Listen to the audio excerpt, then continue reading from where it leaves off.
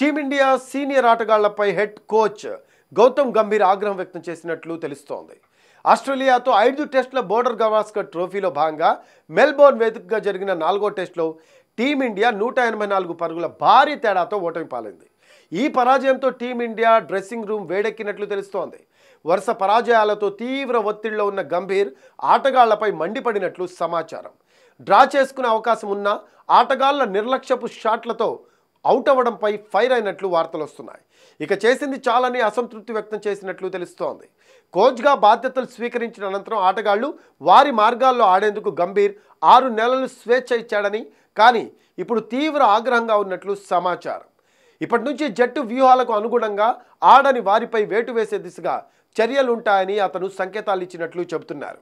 ప్రస్తుతం గంభీర్ వ్యూహాలకు మైదానంలోని ఆటగాళ్ల ఆట మధ్య పొంతన ఉండడం లేదు అనే దానిపై తీవ్ర చర్చ సాగుతోంది.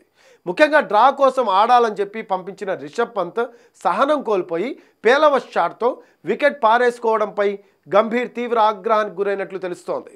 విరాట్ కోహ్లీ తన బలహీనతను అధిగమించకపోవడం, రోహిత్ ఏ స్థానంలో వచ్చినా విఫలమవుతూ ఉండడంతో గంభీర్ తీవ్ర ఆగ్రహానికి గురైనట్లు సమాచారం. ఈ క్రమంలోనే వారిపై కఠిన చర్యలు తీసుకునేందుకు గంభీర్ సిద్ధమైనట్లు తెలుస్తోంది.